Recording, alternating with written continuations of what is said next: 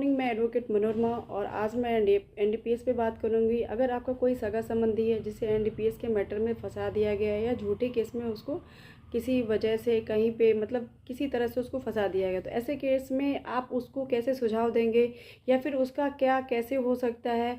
तो ऐसे कंडीशन में उसके जो एविडेंस है वो अपने वकील साहब से पहले अपने एविडेंस के बारे में एकदम क्लियर बात करें, क्योंकि वकील साहब वही व्यक्ति है, वही डॉक्टर हैं जो आपकी बीमारी को जल्दी से जल्दी ठीक कर देंगे। ठीक है, तो आप अपने वकील साहब को बताइए कि आपको झूठे केस में फंसाया गया है या पुलिस आपको जब अरेस्ट की थी तो उस समय आपके हाथ में वो कंटेंट नहीं पाया गया था।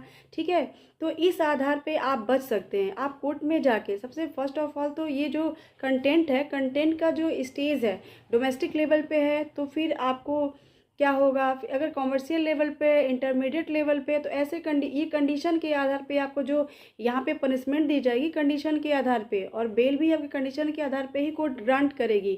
तो अगर आप झूठे केस में आपको फंसाया गया है तो आप कंप्लीटली अपने वकील साहब को बताइए, ताकि वो आपके आपके इस केस की कंप्लायंस कोर्ट के सामने अच्छे से डाल सकें।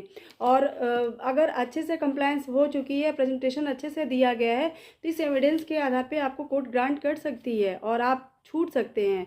और ये सारी चीज़ें जनरली तो मैक्सिमम तो जनरली इस केसेस में सबसे पहले मैं बता दूं तो बेल बहुत ही मुश्किल होती है। लेकिन जब झूठे केस में फंसाया जाता है और केस साफ साफ बताती है, एविडेंस साफ साफ बताई जाती है कि जो मुवक्किल है मेरा वो झूठे केस में फंसाया गया है, तो वहाँ पे उसे बेल हो जाना बहुत मुश्किल नहीं है।